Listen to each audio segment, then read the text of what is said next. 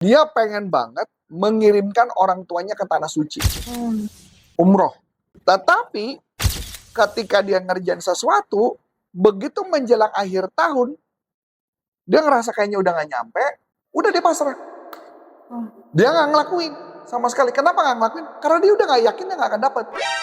Dan tahu apa yang terjadi? Orang tuanya meninggal, beneran. Sudah mau akhir tahun, target belum tercapai. Tapi tenang, sekarang momen terbaik buat nyusun arah dan main strategi baru.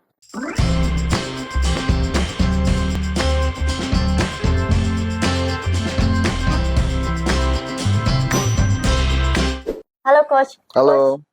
Coach, banyak sales di akhir tahun ini gagal karena target belum tercapai. Gimana sih biar nggak terjebak rasa bersalah, terus bangkit gitu, Coach? Oke. Jadi kita mau bicaranya gini nih dulu. Ini mau kita bicara mengenai ini masih bulan Oktober mau ke November, untuk biar kejar Desember, atau kita mau bicara biar pasrah aja. Ketika misalkan jualan, kalau cuma hanya pasrah saja, atau malu karena sudah gagal, ya sudah, terima nasib. Nggak bisa bicara apa-apa. Ya dong, bagaimana caranya supaya bangkit? Belajar dari kegagalan masa lalu, apa yang menyebabkan dia gagal.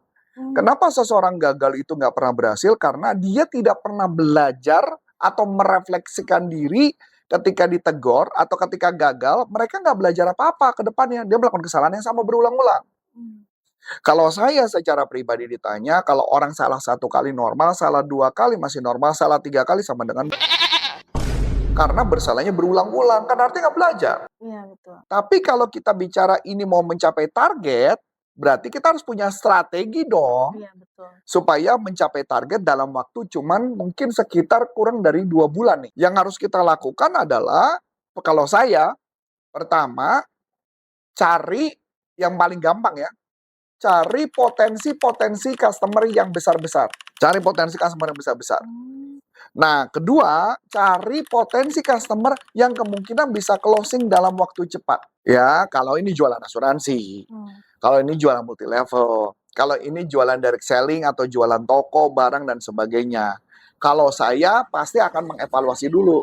Dari semua customer, mana kemungkinan yang bisa cepat makan banyak barang itu. Kalau kita jual ke grosir, saya akan cek siapa yang bisa makan paling banyak. Itu dulu yang akan saya genjot. Karena itu cara yang paling masuk akal, paling cepat untuk jualan.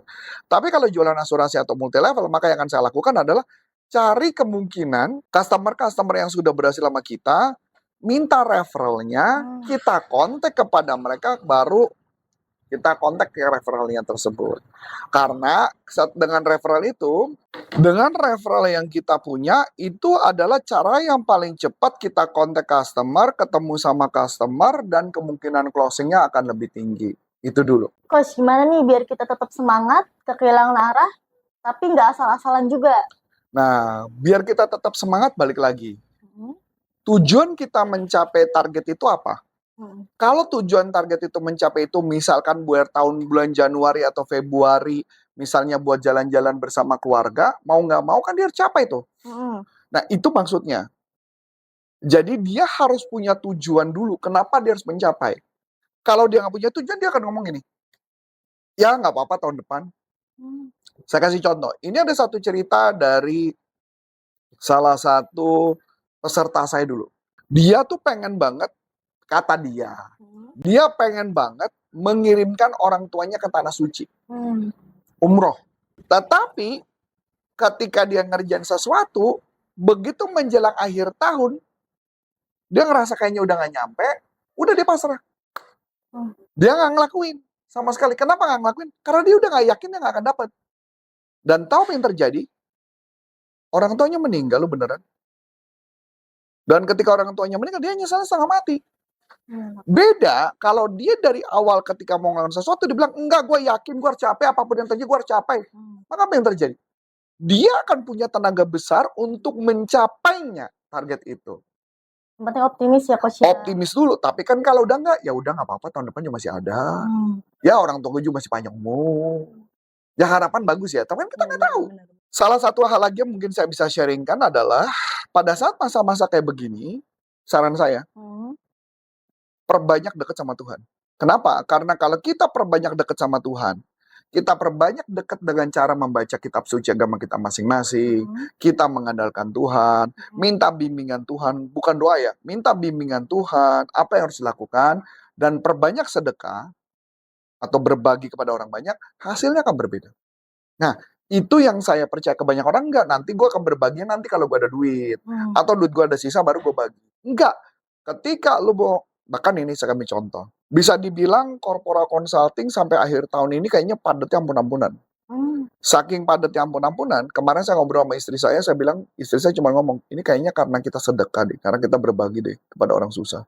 Karena kita berbagi kepada salah satu lembaga yayasan tertentu yang kami yakin itu membuat rezeki kami berlimpah-limpah. Nah, jadi saya juga ngomong yang sama, karena kalau bisa dibilang ada aja hampir tiap hari ada aja kebutuhan pelatihan dan sebagainya. Jadi maksud saya, selain kita menggunakan motivasi, kita tahu alasannya kenapa harus mencapai, kemudian kita belajar dari pengalaman tersebut, kita atur strategi kita, cara kerja kita, visitnya berapa banyak, ketemu orang berapa banyak, kalau misalkan kemarin ketemu berapa banyak, sekarang mungkin di double 2, double 3, dan sebagainya, dan perbanyak dekat sama Tuhan, dan perkatakan kata-kata yang positif, perkatakan kata-kata dari kitab suci, itu tingkat keberhasilannya akan menjadi lebih tinggi, saya mengatakan itu. Dampingi usaha juga dong, Coach? Loh iya dong. Ya makanya ketika itu perkatakan dengan kata-kata positif, selalu perkatakan hal yang baik, perkatakan hal yang baik, perkatakan hal positif, maka apa yang terjadi, rezekinya akan banyak. Saya kalau bisa ditanya, saya sama istri saya hampir tiap malam akan mengatakan bahwa apa yang terjadi pada perusahaan kami perkatakan satu persatu. Setiap orang kami perkatakan satu persatu, kami doakan satu persatu. Karena kami percaya itulah yang membuat rezeki-rezeki kita akan meningkat gambarannya. Itu yang harus kamu pegang ketika seorang sales di masa-masa akhir kayak gini, bukan berarti ini berakhir. Ini masih ada peluang, masih ada waktu. Sehingga kita bisa tahu bahwa ini loh yang akan kita capai. Itu aja sih yang mungkin saya katakan. Jadi, usaha, atur strategi, kemudian dekat sama Tuhan, perbanyak dekat sama Tuhan, dan perkatakan hal positif, dan lakukan strategi untuk prospek lebih banyak. Itu aja mungkin yang saya katakan. Oke, menarik banget ya tips dari Coach Arif ini. Nah, buat teman-teman yang masih mau belajar sama Coach Arif, kalian boleh join ke grup yang ada di deskripsi ya. Cukup sekian dari aku, Eka. Dan saya Coach Antoni Sarif mengucapkan terima kasih. Sukses buat Anda dan sampai jumpa. Salam performance. Bye-bye.